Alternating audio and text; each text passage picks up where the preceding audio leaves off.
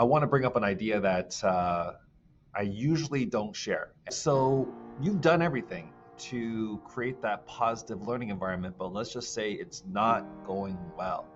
Then what do you do next? So what you've already done then is you've created that engaging lesson, first of all, so that it's a fun class to be in. You have that engaging lesson. You've been catching kids doing the right thing. You're using proximity as you help to catch kids doing the right thing, but also, if necessary, asking the four questions to help kids get back on track, which include, hey, what are you doing? What are you supposed to be doing? Are you doing it? What are you going to do about it? Perhaps you've had some short consultations and think sheets and even met with parents, and maybe you've thought about actually writing some discipline referrals as well.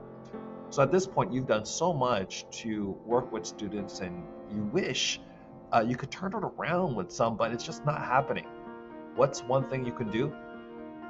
Well, in the last Ed Family video, I did talk about resetting using the social contract, but let's just say that doesn't work too for a student. Now, that's probably going to work for a lot of students, but there might be a student where it doesn't work for as well as you want, and it continues to be an issue. What's something that you can do?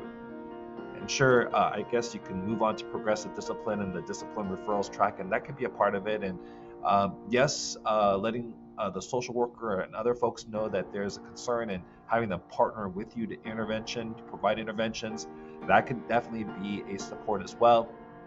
But I want to bring up an idea that I usually don't share, and that idea is, how about showing grace to yourself? How about showing grace to the student?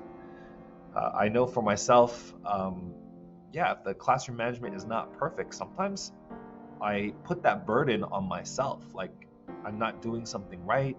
Um, I'm the one that's in the wrong because I couldn't manage my class. So there's an element, I think, of showing grace to yourself when you've gone through this whole process, because really when that child is acting out after you've done all these things, we know there's something beyond what's happening in the classroom, right? There's something that is coming into the classroom from outside the classroom. And there are things that we cannot control or do not have control over. And so if we actually knew the story behind the story, it would truly break our hearts. And maybe you know some of those stories when you see students acting out and you found out more about it, you're like, oh, now I understand why. So you can show yourself some grace that there are some factors outside of the class that has contributed to this, and you could show yourself some grace. And another thing you could do is also show the student some grace.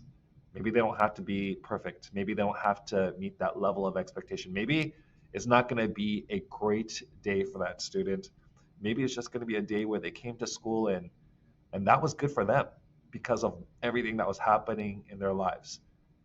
Sometimes I hear the stories of what's happening to students, and I'm like, wow, I'm amazed that they even came out to school that day, right?